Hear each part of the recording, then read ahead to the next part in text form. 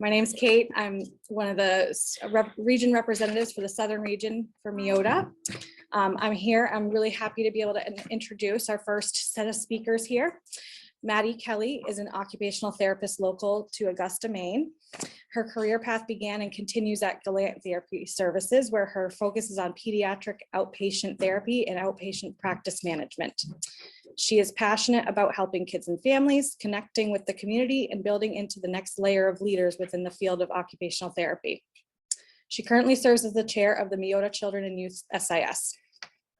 Lauren Fish is an occupational therapist local to the Ellsworth, Maine area. Her career path has been dedicated to pediatric school-based therapy. Her focus and passion have been geared toward paving a path towards a comprehensive team-based approach for utilizing occupational therapy frameworks within her entire school district. She joined the Husson University academic faculty team this fall as their pediatric instructor. Thank you for joining us, ladies. I'm going to hand it over to you. Yes, thank you for having us. Thank you guys for joining us today. It's awesome to see so many of you guys here. I'm assuming you guys are all here because you work in pediatrics or you have interactions with peds. And so one thing that Lauren and I kind of have picked away at is we both attended conference this year. And coming out of that, we felt like there was this really good opportunity to talk more about connecting the sensory processing world with the occupation focused piece of our evaluations and our assessments, and how we're communicating what that means and what that looks like to our families and caregivers and people who are supporting kiddos in their natural environment in schools, and to looking at it from the student perspective. So at GTS, we host 30 plus students a year. And so that gives us a great opportunity to kind of dive into what students feel like are gaps or what they feel like they need some more support in. And this piece has been definitely something that's come up over and over and over again with our students is how do we make this connection between what the sensory processing measure or the sensory profile is saying and what that actually means for this kiddo without just kind of copying and pasting from previous evals or writing down what the sensory profile kind of gives you for jargon based off of what the results say.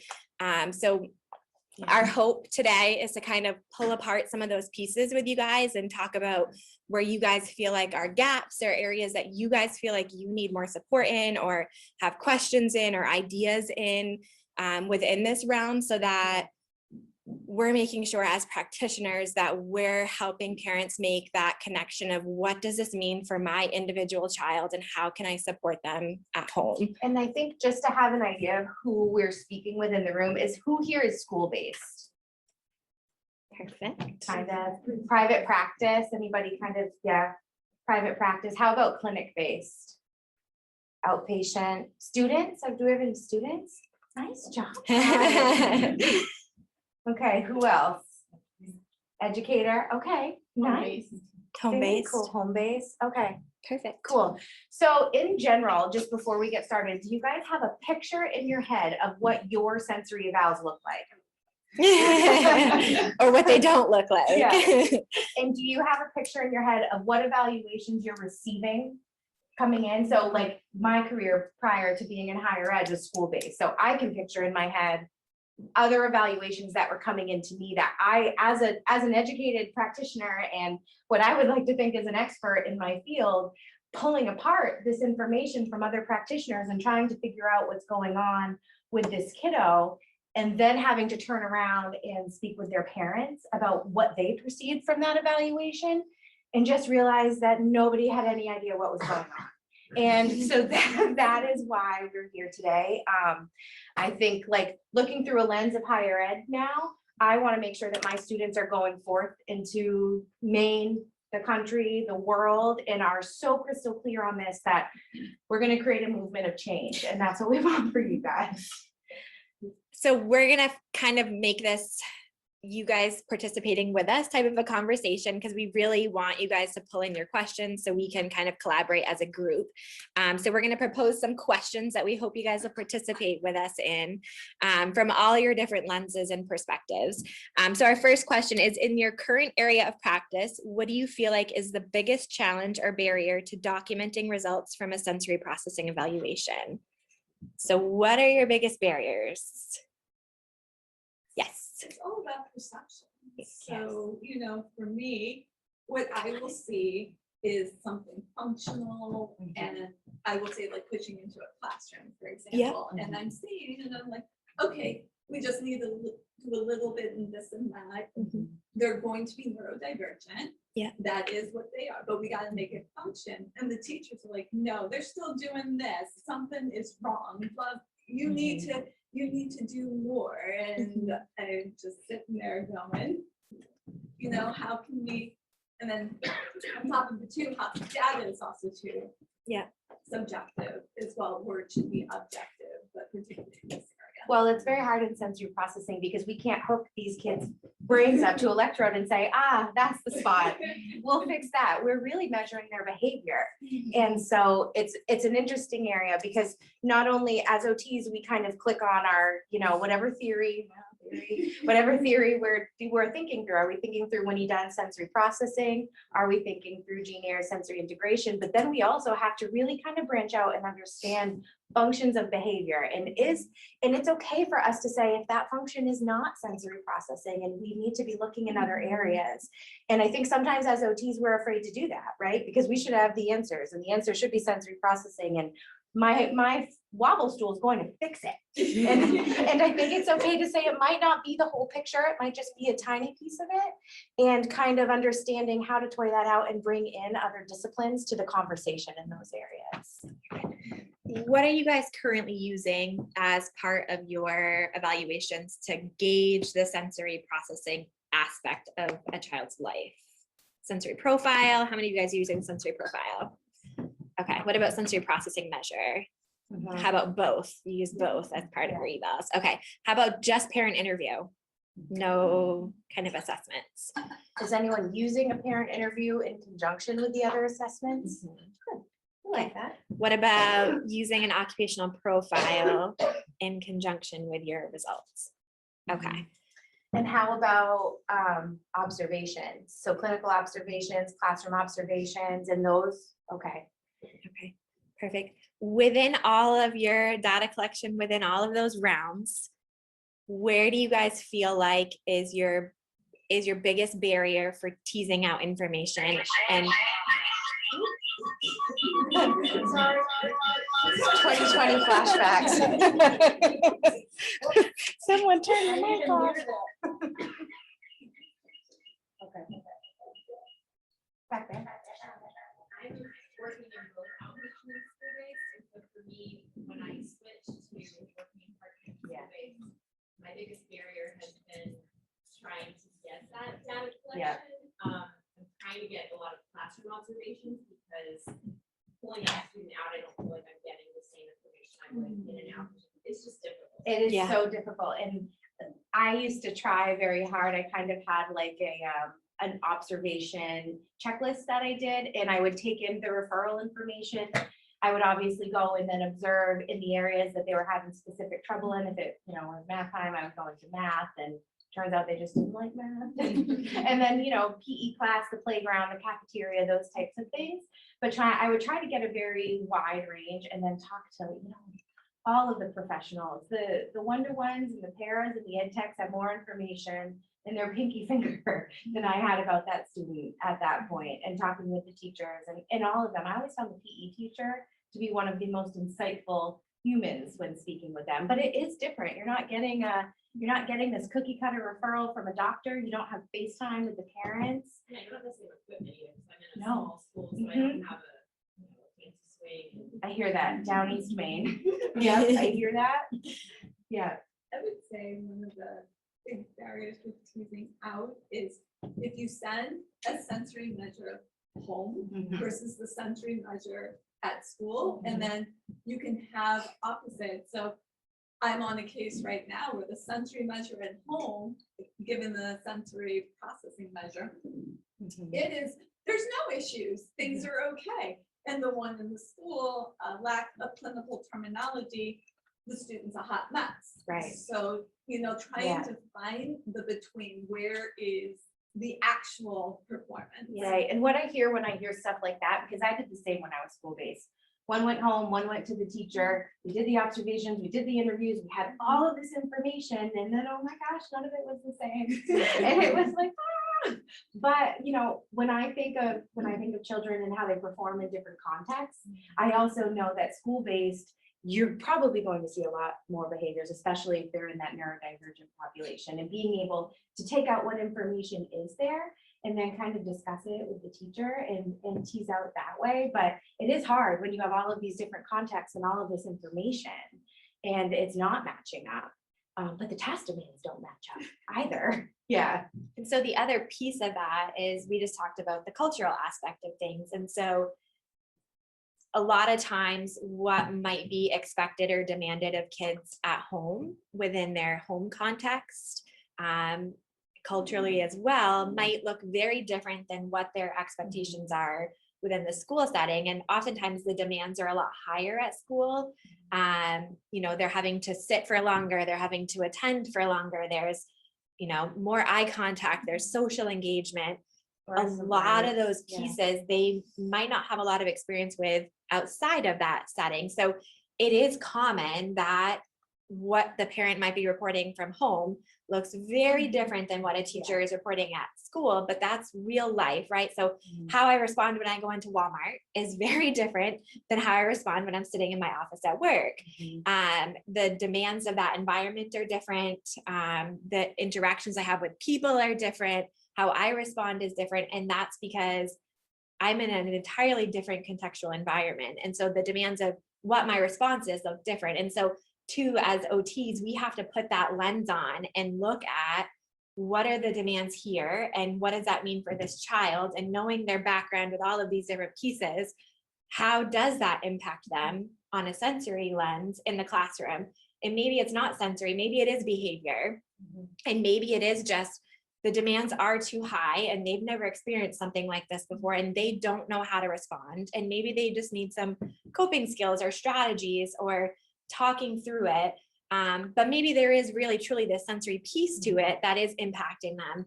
And that's hard. And that's hard because that's put on us as practitioners to tease out those pieces and figure out what really is happening. But like Lauren said, you have to talk to the people that are involved in these kids' lives.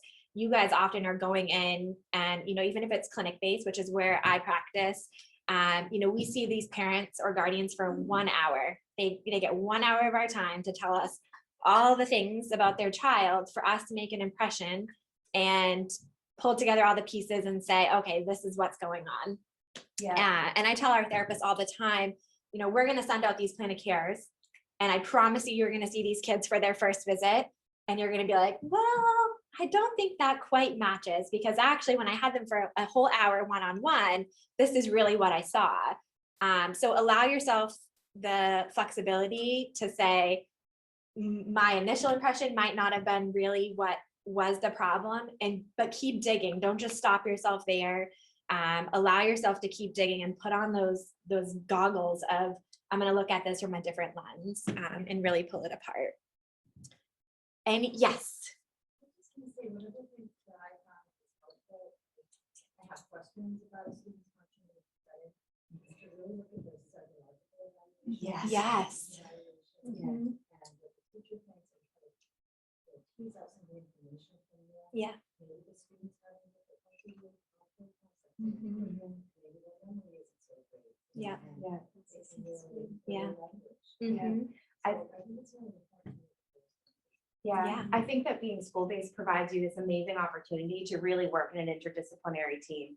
I became so passionate about that when I was there because you're not an island. You've got school psychs, you've got BCBAs, board certified behavior analysts, you've got speech pathologists, you've got PTs and teachers and parents and principals and all of these experts in your field in their own right. And when you all sit down at a table and don't, you know, compete for the most right in the room and just all throw your lenses into the middle and look at a child through all of them, you can really tease out what is important. And I agree, going back to those psych evals are so important. Going back to the BCBA report and reading the function of behavior is so important. Being able to say, like, you know, I don't see any specific sensory patterns. I see they have a diagnosis of anxiety. Sometimes it's good to know that proprioception is common to the nervous system on anxiety. That's proved through our research and things like that. So being able to apply that within a disciplinary team is so important. And I really like that you brought that up. And I think also we do have sometimes the workflows with the students with anxiety or ADHD, Yeah. but they're in regular education. Yes. But I think what we need to remember, we all manage sensory sensory. Yes, processing, correct. right? We all do it at our own abilities and skill level. And I think it's important to, or what I've had to step back and say, okay, they may not necessarily have like a significant sensory processing difficulty, but they still struggle. They're still dealing with So, sensations. Yeah. right, exactly. There are transitions, there are a number, we don't know what's happened at home, they come to us at a different state, and there are the learning struggles that they have. Yeah. And it's always to remember that sensory is still playing a role, Absolutely. you know, Yeah. and to what degree, of course, but, and as you said, like, one recommendation is reception. You know, what do their breaks look like? Right. Do they provide breaks or should they? Exactly. I had gone to a continuing ed course one time right at the beginning of my career, and it had talked about how we've got like these animal brains that we function with. And, you know, we've got like our amygdala, our brainstem, and all of that. And what makes us human is this frontal lobe that kind of flips down over the top of it.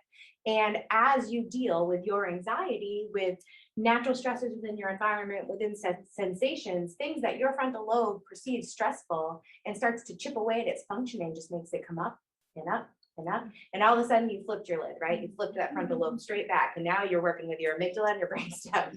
And it's okay to make sure people understand that dealing with sensations that we consider aversive is part of what flips our lid. And we all do that as human beings. We all have that somatosensory cortex. So it's important to educate on that.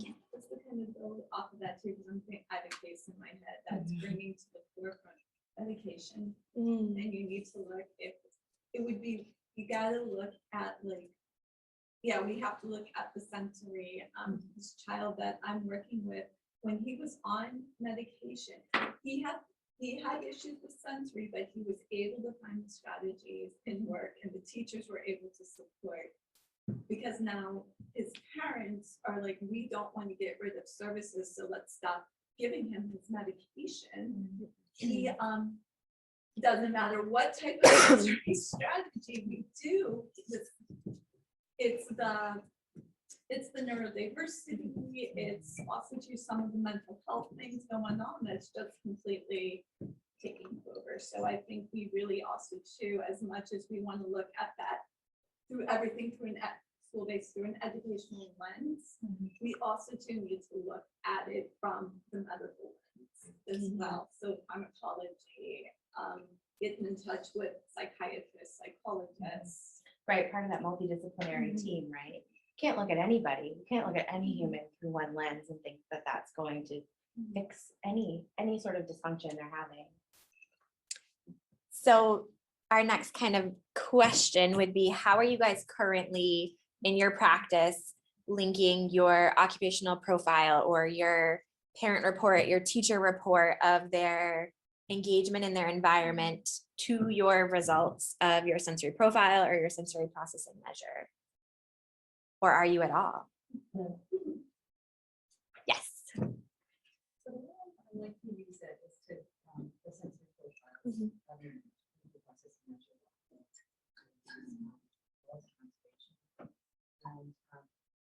I like to just go in and use some of the information that I got in the, for instance, if the student is showing sensitivity to visual processing in their environment, you can go in and look at it. Where is the teacher teaching from? Yeah. How is the student placing? You can make some environmental differences, and also how the materials are presented to the student. Yeah. So that's just one.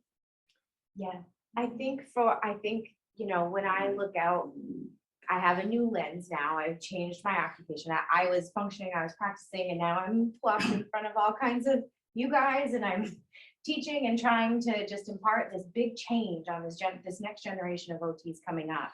And I think for me, one thing that I have taken from AOTA recently and have used ad nausea, I'm sure my students would tell you, is that we are occupation based, and if we are not tying what we're looking at, if we're not tying primitive reflex integration and fine motor skills, if we're not tying that back to occupation, we're losing the heart of what our profession is. And so being able to look at sensations, look at sensory processing and say, this kiddo has a high threshold for proprioceptive information. They're having difficulties modulating those adaptive responses to it. We're seeing him move, we're seeing him shake, we're seeing him wiggle. He's having trouble playing sports, all of those things. What's the most important information that you just gathered from what I said? He's having difficulty playing sports. That's why we care about his proprioception, because we want to increase his functioning. And I think that we have to take what we're doing and just focus it back on that. We're getting all of these results, but why does it matter? Why does it matter? And if we're not tying it to why it matters, if we're not making those connections, do parents know what we're looking at? Because they don't talk our language. They don't, saying proprioception to them and vestibular processing and modulation and adaptive responses. They're like, what are you saying to me? Also do with school days. Like, that's why my reports are so long, because I have to use the jargon, because if we bill Medicaid, they need to be able to audit. And in Massachusetts, we have to tie things to necessity if we bill for Medicaid. Yeah. But then the families are going to look at all that jargon and go on the internet, and they are terrified then to see what's going to happen. So you have to put it in family accessible language. Absolutely. And then ends up being like a 13-page report and with tables and things like that. It's not like, I hear ya. You see that, and the parents are like, they won't even look at it. And so, Yeah, that's why those IP meetings are so important, right? Getting to like face-to-face and use that therapeutic use of self to just impart all of that knowledge that you have in yourself. I think, oh yeah, go ahead. When I use it, I use it as, Yep. Yep. I'm seeing this, and we're using this, and one of the things that, I give it to the teacher and I pause or learn with the parent. Yeah. And I go through it with the parent by interview. Because I need more information that way than to just turn it over to the parent who really doesn't have as much of a clue into what all that means as probably the teacher who I've already been 100 years with this teacher, and I know what I'm gonna say and I know what I'm looking for. Yeah. And part of why I love doing that as well is because I know that parents, that the kids that I work with, the 3 to 5 year olds that I work with, a lot of them have some real significant behaviors. Most of them are, on the spectrum, have some significant behaviors. And a lot of parents have already accommodated in the home environment to not trigger the behavior. Absolutely. And so if I hand them the SPM to fill out, they're filling it out based on how things are going at home right now. But as I'm doing it in interviews, they'll say, well, he doesn't do that anymore. Right. Okay, well, let's You're talk gonna about unpack what that a he little, does. yeah. Still have more information. Yeah. And I think that really helps the parent. It also helps me to be able to have that connection with the parent. Right. And explain a lot of that as it's coming out. And when I have a parent on the corner on Zoom, I also explain to them that, I really do feel like your child has some issues here, and we're gonna look at, what we can do to help. As I write my report, I'm gonna be writing it. We're gonna talk about how wonderful your kid is, because your kid is wonderful. But I'm also gonna have to be putting in areas that we feel like we have some issues. Yeah. And I just want you to know. And I think that breaks the water. That piece to me, of an essential evaluation is the most important piece to me. I agree. Yeah. And I really like hearing that you say that. And I think, when we think about then taking all this information that we gathered and systems and supports to synthesize it, that is where it can get can get really murky, right? I'm gonna give you an example. So I had an evaluation come in. It was my previous boss's daughter had an eval, and he was used to my evals, and so it was a sensory profile. She was old enough to get the adolescent form, so they hadn't seen, nobody had contacted them, they didn't have any information. And her diagnoses were anxiety and OCD, are anxiety and OCD. And so he brought this evaluation to me, and he was like, she said she doesn't like spicy food. She loves spicy food. I don't understand. And like, just all of this stuff. And she had come out like with low thresholds for auditory information on the sensory profile, and that she was avoidant and all kinds of stuff. And then he said, okay, he said, I know what that means because I work with you. And then he got to the recommendation part of the eval, and the recommendations were jumps on a trampoline, movement breaks, and extended time for testing. And he was like, I don't understand why. I do not understand why. They never had a conversation with us about what is going wrong, what we're seeing. And I don't understand why extended time on tests is linked to this. I don't understand what these recommendations mean. And in nowhere in the evaluation did it say it. It had a table, it had a chart of the results, and that was it. And so this is a very classic example of not having systems in place, not understanding, and then making very inappropriate recommendations based on the results of it. So I think that you talking about what you guys do would be so beneficial. So from my lens, so I treated for lots of years. I don't treat as much as I used to anymore, but I am extremely passionate about students and student learning, and really taking apart all of the pieces of this, because it is hard for our newbie therapists coming in out of school to do it. So I know it is extremely hard for our students, and it takes several years for our brand new practitioners to feel comfortable and confident with this. So these conversations, I think, are great to know that, hey, this really is hard, and that's okay because it's hard for everybody. But we do actually have the skills to do it. And so what we do in our company is, or what I try to help support everybody in, is we kind of take the occupational profile and we create our own. So we pull pieces from that that are very pediatric focused. We pull apart and we tease apart, okay, from our lens, we're outpatient medical model. What are the things that we're looking at, which might look very different and do look very different than what you might build yourself for a template for school-based? What are the specific nitty-gritty questions that you want to ask to get the big picture of this kid in this environment? So we create our template, and that's our interview. So we're asking all of those questions. And as soon as you get to that part where a parent's like, well, they used to do that, or this used to be a really big problem, I really encourage our therapists to not just be like, okay, that's great, and move on to the next thing. Well, tell me, what did you do to get past that? What sort of, did you implement something new, or did they just phase out of it naturally? Are they using coping strategies? Those are all tools that you can put in that kid's toolbox for that parent and for that kid to build upon, that they generally have no idea is even a tool. So look at how you're interviewing, how you're asking the questions, make yourself an in-depth template, and then edit it. I've got one of our therapists here with me now, and she knows my staff make fun of me all the time because nothing stays the same for long, ever. It is constantly evolving and constantly changing, because that is what's necessary.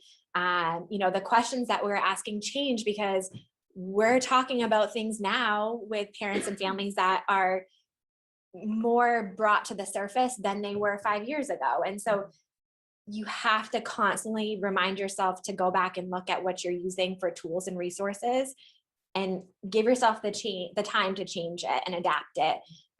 Taking that information, which is what we put in the very beginning of our evaluations, and you're breaking it down by, for us, we're looking at their home environment, their community engagement, their school participation, how they're socializing with their peers, their ADLs, IADLs, that whole big picture. Then we're taking our sensory processing measure or our sensory profile. We use the sensory profile. Most of the time you get the kids that come in and they're scoring much more than others for every single category, all the quadrants. And a lot of our therapists are like, oh my gosh, this kid's scoring much more than others for everything. Like, they're a mess. What do I do with them? And I'm like, okay, are they a mess though? Right. And so challenging people and yourself to look at what part of these results are actually strengths for this kid.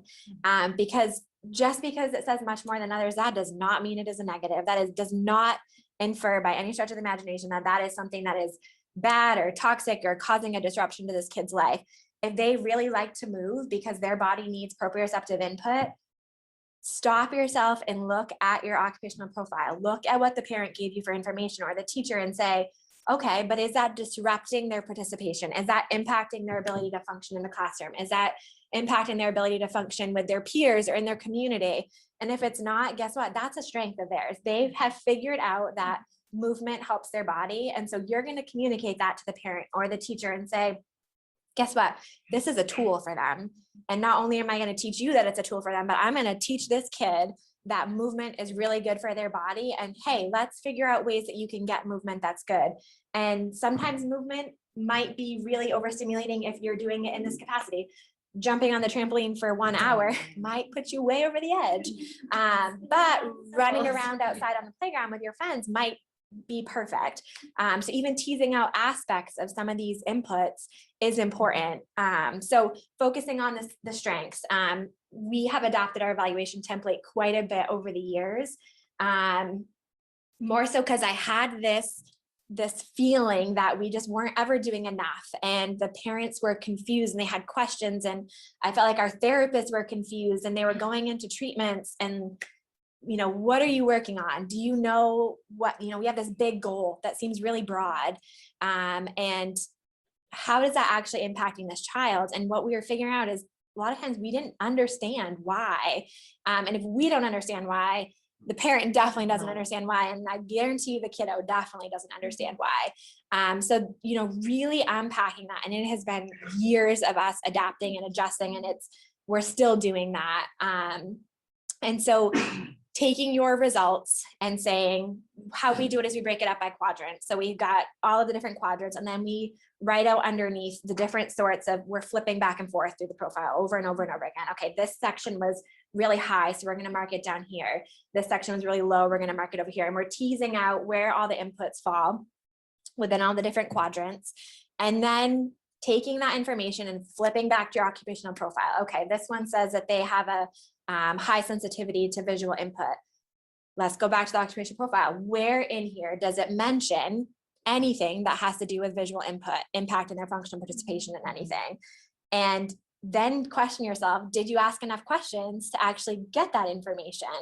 And so it is a puzzle, and it is lots of layers, and it takes lots of time. And the more you do it and the more you tease it out and the more you investigate, you'll build yourself some really great templates that you can use and kind of thumb through easier. But yes, go ahead. From what I'm hearing, do you feel that this approach helps like take away bias? So you can have a teacher that is so frustrated that they mark everything. Yes. So does it kind of help with taking out that bias? Yeah. piece? Yeah. And challenging them, right? Yeah. So how is this? And I can totally understand it, right? That teacher is trying to teach a whole class of students, and they're going to pinpoint this one behavior, and it is going to drive them insane for the entire duration of the class. And over time, it is going to drive them batty. And then they're going to be like, where's the OT? Help me. I need to function in my classroom. All the kids need to function. Fix this problem, right? But you've got to help them unpack it too. I think too, I was never, I did not shy away from very professionally saying to them, when we mark everything as always happens, that means 100% of opportunities, this is happening. And saying to them, if you really think about what these numbers mean, at the top of the sensory profile, it says it, 25%, 50%, 75, 100. And if you're marking it that 100%, that's what these results are going to reflect. And then I'm going to have to go to and say that. So being aware that that's what this means, because I'm going to take that interpretation and I'm also going to do an observation and just making that understanding that like, if you fill it out frustrated, it's going to come off like that. And it's going to bias the results. And that is not helping us get to the bottom of what's going on, but saying it in a very kind, diplomatic, professional way. Sorry, in the way back in the red. I think another thing that can tell you too, though, is the teacher probably has a sensory profile that. Correct. Exactly. Yes. They will benefit from you giving them strategies, because they're not going to be able to help their class co-regulate if they're constantly being triggered. Exactly. And I've never given a teacher a sensory profile, but I did an outpatient. I was seeing. Oh, I did. And continuing it, I gave them all one. So at least I had a family that I met the mom, but I never met the dad. But she was a trigger for, the dad was a trigger for the daughter. And she had misophonia along with some other sensory processing challenges. And I ended up having both parents come in. They took the sensory profile. I shared with them their results and their daughters, and we talked about like how that was impacting their relationships and routines, and it was really helpful. Yeah. So Go ahead. as a school-based OT, if you figure that out, how could you be creative to support the teachers at that school? What could you suggest or try to do in that situation? Could you present? Could you add a school, like in-service day? Could you say, I'd love to present on sensory processing at the in-service on this day. And you know what, we're gonna go around. I've done this at a couple of the local schools in the Augusta area. And the teachers all get a kick out of it because again, I think people forget that we are all human and we all have sensory needs. And so, you know, I love bringing lots of tactile things, different sensory pieces to that, and they're passing it all around. And, you know, remember, what did you do this morning to get yourself up and get yourself regulated and ready for today? And do the kids in your classroom have the tools to be able to do that on their own? Probably not. A large majority of them don't. And how you regulate yourself also can impact how your students in your classroom are regulating yourselves. And so starting those conversations, Lauren did a lot of work in the Ellsworth School Department to teach the teachers and the entire academic world there about OT and about sensory processing and about how they can incorporate some of the very conceptual OT pieces into their classroom on a very easy level that feels manageable. Yeah, I think that like as the OT in a school district, if you are not being asked to do something nearly every in-service day, they're underutilizing you. And it is at your own detriment. Trust me, I've been there. But it, you know, there's so much that we can talk about, but sensory is one of them. So like Maddie said, I worked in the Down East area, and I had advocated so much for OT when I got there that I had run myself totally ragged. Like when she was talking about like burnout, I was in clinical burnout last year. Like I was so exhausted. But every classroom had filters over their lights, several dynamic seating options in every single classroom. We understood the use of low-level music as well as white noise, as well as noise-canceling headphones. Children were allowed to dictate their dynamic seating within reason, but if they asked to lay on the floor to read their book, and all the teachers understood how great that is for body awareness and proprioceptive input, and how that's regulating for the central nervous system, amazing. If they understood that visual perception is harder with fluorescent lights on the ceiling and put covers on them, awesome. And that meant I was, I like to think advocating for every child in that school. And actually, when I left last year, they've now implemented zones of regulation school-wide. So everybody is talking about their self-regulation in that district. And from what I'm hearing, it's going very well. So I think understanding how we can address these things at a systemic level in school systems to help these teachers understand like their own triggers and all of those things and how that matches up with the students around them. Yeah, going on that, it's also important to educate parents and teachers on what these tools are. Correct. When I come to a meeting in the school and they're like, oh yeah, my kid needs a weighted blanket, my kid needs this, and then we need to educate them on what these tools achieve Yeah. and individualize it for each student. Not everyone needs a fidget, not everyone Yeah. needs. So Yes, thank you. They go crazy and they get one little whiff of sensory and then everybody goes crazy. in the field. The fidget spinner arrow is the bane of my existence. I cannot. It's still happening. One of the, I worked at a special purpose private school with kids with developmental disabilities. And extensive training. Yeah. But one thing I've learned through this, because we've developed a sense of it more, is that most children have trouble. Most adults have trouble of some sort. So in that vein, I sometimes when I'm trying to link the, I use sensory profile to Yep. school companion, Yep. which is great.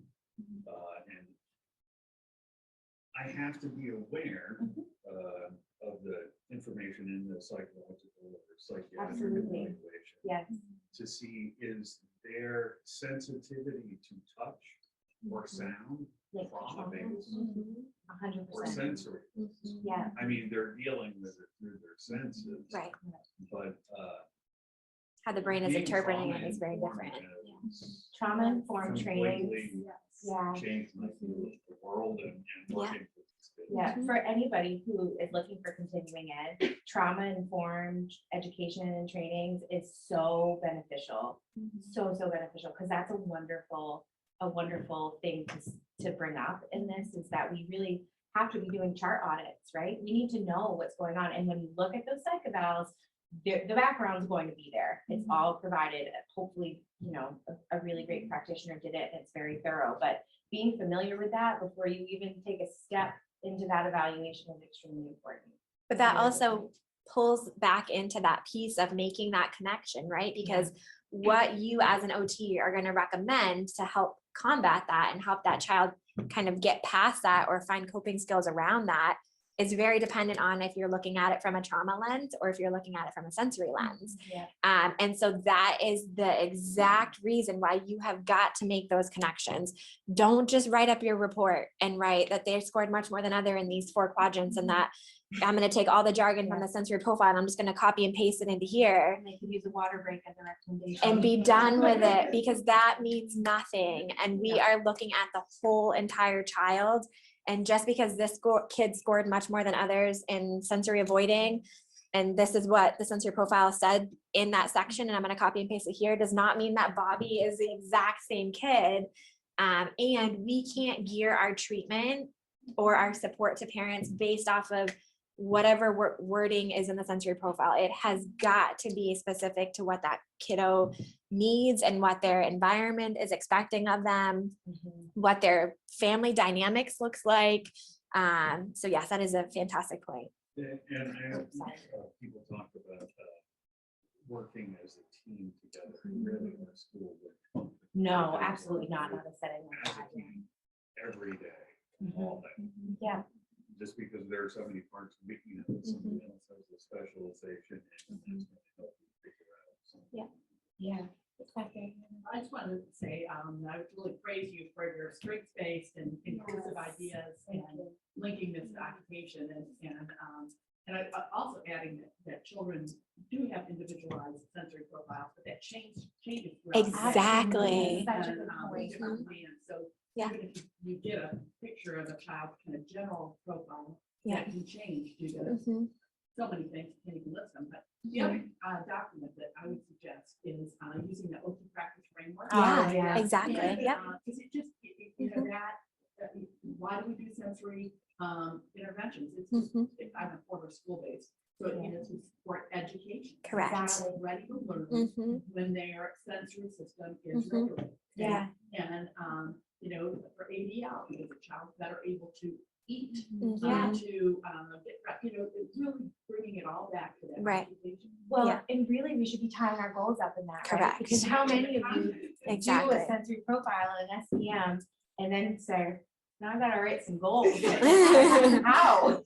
They should be occupation based. Same for everything. You know, improve fine motor. Yeah. You know, that doesn't mean anything. But, you Correct. know, you know, it's, you know, really making it to support education, social participation, Mhm. ADLs in the home environment, whatever it is. and keeping it there.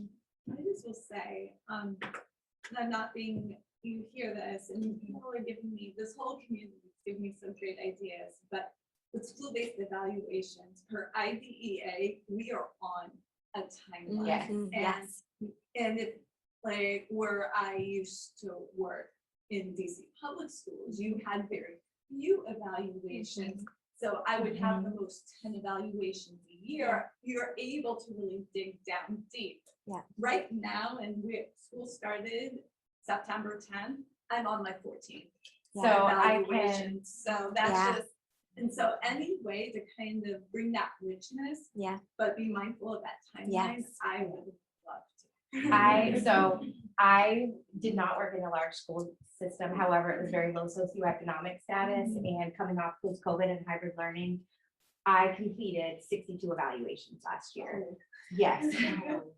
And I think that the best thing that you can do for yourself is advocate. Like, and I think that we hear advocation at like state levels and all of that, and that is absolutely what needs to happen. But I advocated with the people right in front of me, my special ed director, my principal, all of those things. And I just said, like, I have, and again, in Massachusetts might be different. In Maine, we have something called MUSER, that is state guidelines and all of that stuff, where we can carry a 50 child caseload capacity at any time in the state of Maine, and not being afraid to just like print that out, slide it over and be like, hey, if you want this high level of functioning that I'm at, I'm all for it. I love it. I love where you're going, but we need more of me and we need to advocate. And the other thing that you should know right now, if you do want to further your advocation, and students, this might interest you as well, is right now there are government grants going around for school districts to partner with, so that the school district partners with a higher education facility. And what they do is they are awarded this grant. The school district has to hire somebody who can work in the mental health field, which OTs fall into, to come to that district, and they will help them pay off their loans. Interesting, right? But that is a great way to get more help into your area and take that advocacy piece so that you do have time for this stuff, because it's important. It's really important. And I think being able to say, you know, It's, you know, and it's all about trial and error with Yes. advocacy, Yeah. because you need to find that one person. Correct, that will understands listen. you. And Yeah. what happens is in admin, you have people that have been in the system for 30+ years, and like, yeah, that's nice, oh, that's new, that's new school. What makes you Yeah. think you know Right. everything? So just, I guess. I think, yeah, it's hard. I hear you. My last principal was like, you know, she's a couple of years from retirement. And I think she, when I left, pulled me aside and said, I'm so sad you're leaving because you have changed the way I look at OT.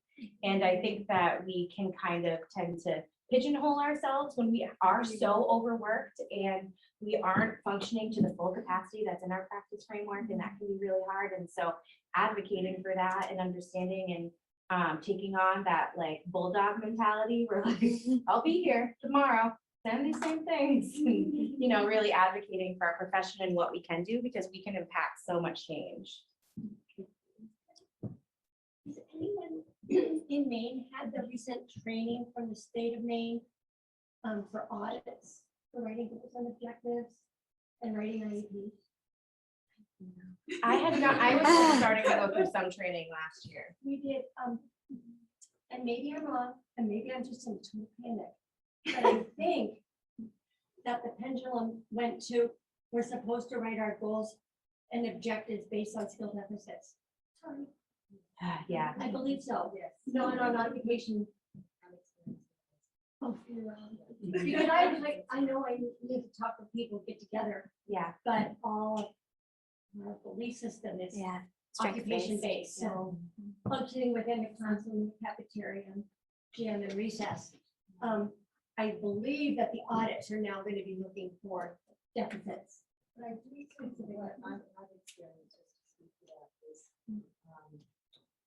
I think what they're looking for in my district anyway, is if you cite a deficit, is it linked to the goals? But you can also state how that impacts the trust function. Yeah. That's, Yeah. of course, we Yeah, would do that. Ed said it. We just throw that in there. Yeah. Yeah. It just almost sounds like you need a new little.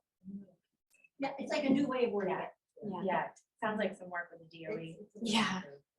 Yes, and don't lose yourself, or don't lose our OT piece to that, right? And so I feel like for the first several years of my career, I just dove into as many CEU courses as I could do. And Yeah. I was not afraid to take students and learn from them and have them ask me the really hard questions that I definitely did not have the answers to, and be like, I will figure the be right answer back. out and I will get back to you. Because we as a profession, I think, have always experienced the, oh, you're an occupational therapist, that's like physical therapy, right? Like forever, we just combat this, like culturally, people understanding what OT is, right? And OT is this huge pendulum of pediatrics and geriatrics and inpatient, outpatient and acute and hospital and skilled nursing and home health, and Biomechanical and mental health. it is just so vast, right? And so we have to stick up for every single piece of all of that and show why we're important and why we have this really awesome, cool thing that we can contribute to the environment that we're being placed in, whether that's school or whether that's outpatient. And push yourself to be uncomfortable, I guess. And if you're identifying that there's this area that, geez, this keeps coming up as a thing, and instead of just doing the same old thing all over again because time is hard, right? Don't accept that. And that's hard because we all in life, we're just busy. We're busy. I've got 2 little girls at home and I'm driving 3 hours just to get to daycare and work and back home every single day. And I am super busy, but I'm also a huge dreamer. And I love to set goals and chase after them, even if I don't have an endpoint. And so that's like this huge part of OT for me. And I know Lauren too. So Lauren and I collaborate a lot. We graduated together, but we've kind of morphed and mushed our What we're 2 doing, pieces yeah. of OT together to say there's no reason why we can't collaborate and Mhm. pull these 2 pieces together. So advocate for yourself and what you do, and it matters. And so don't lose that, even though they're changing the goals, don't lose your OT piece to all of that. And so we'll field some more questions, but before you guys leave, I want to just kind of give you something tangible to think about for doing your evaluations going forward. So what if, whether you're using the SPM or whether you're using the sensory profile 2 with SPM 2 now, if when you get those results, and a lot of times if you're like me and your brain works like mine, you've got a table, right? Because they're pretty and they're beautiful, and you organize, same, and you organize your results into that table. What if you just added some columns? Here's your results. These are the items in the sensory profile that support these results. These are the items in the occupational profile that support those results. And these are recommendations that are tangible to every single one of those. What if you organized it that way? Do you think parents would understand what you were doing? Do you think we would be recommending getting a drink of water for auditory issues? Because you're going to be held, you're holding yourself accountable for the recommendations that you're writing to be directly correlated to the results of the evaluation and the occupational profile. Hold yourself accountable. Do you guys have any other questions?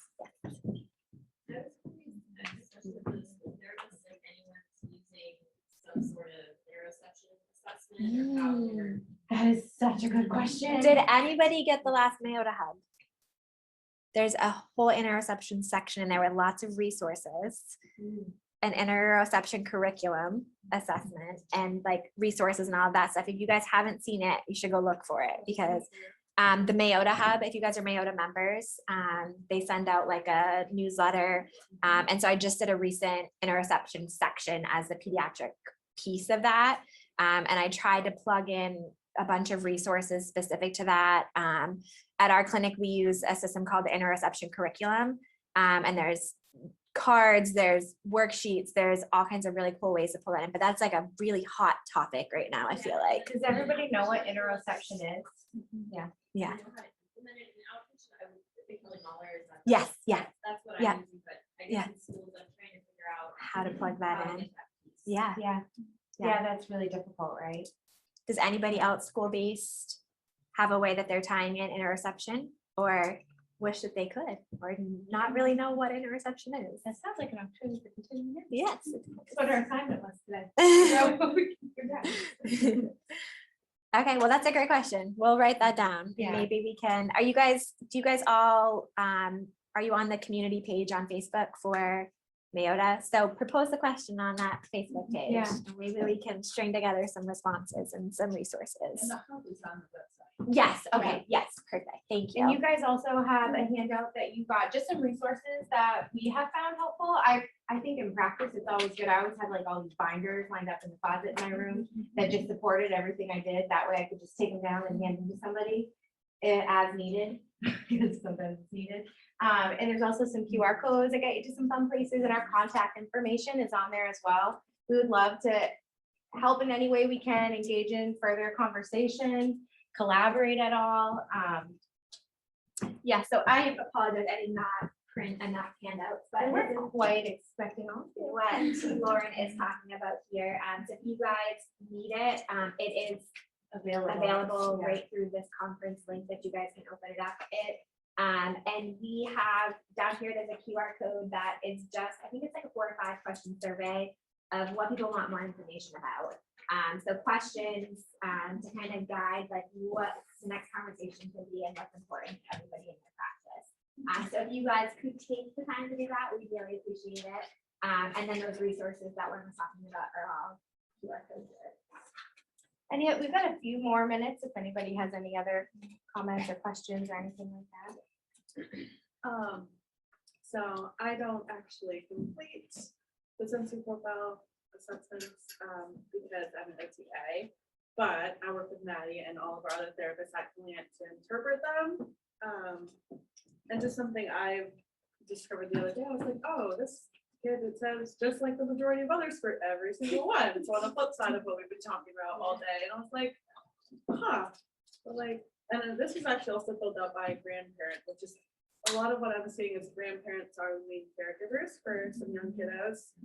Yeah. And I feel like they don't know about sensory all that much. Like, I don't think they're aware of their sensory needs and what it actually means. Well, and they're also So coming they from a very culture sure. where talking about differences and neurodivergence is not something that we do, you know? Yeah, so that was Yeah. like part of like the initial conversation.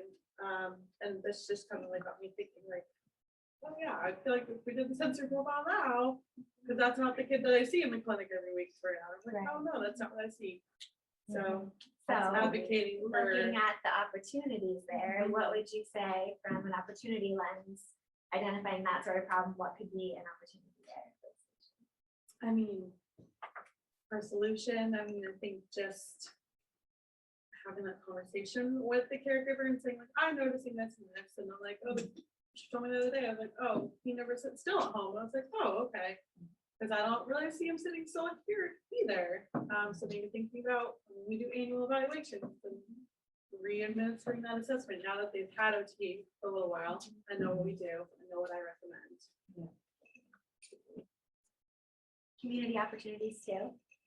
So you are a beacon of knowledge, right? You have all these special things to you that the general public does not if they're not an OTA.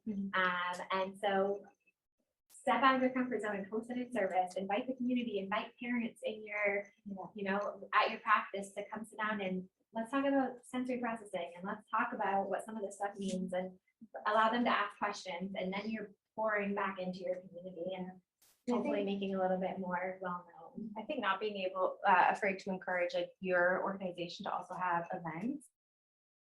Reach to students or kids or anybody at Husson, we call that Hollow Tween. Because of the T, get it? It was really funny. We have I know. It was not my idea. I can't take credit for it. But we have a pro bono clinic that we utilize. And so we made safe trick or treating there. Our students were at all of the doors and handing out candy. It's hard for children with all different abilities to trick or treat at night when it's dark and it's stimulating and there are social expectations. So we made it socially friendly and sensory friendly, but in all of the rooms, we had different activities. So we had sensory bins and obstacle courses. We had a quiet zone with different proprioceptive type of blankets and those types of things that were weighted, and students all had instructions on how to administer and all that.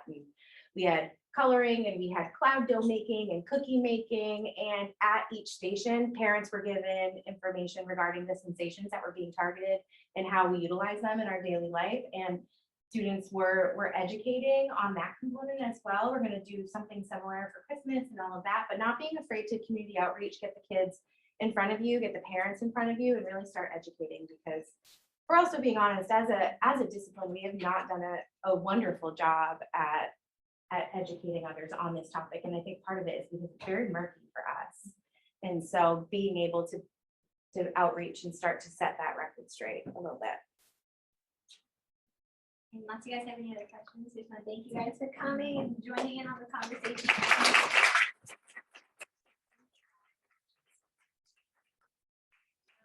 I'm very